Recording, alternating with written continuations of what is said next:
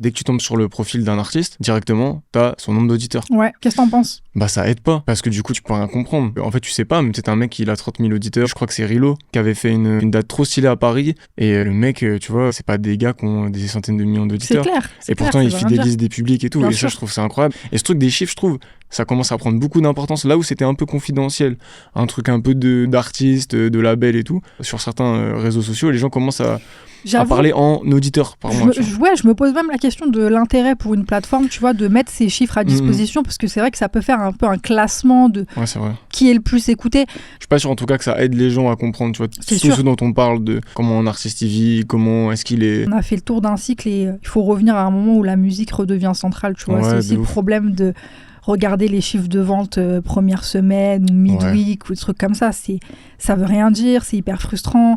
Et à côté de ça, t'as des gens qui font des super gros scores de vente, mais c'est parce que quand t'achètes une place de concert, t'as l'album qui va avec. Ou...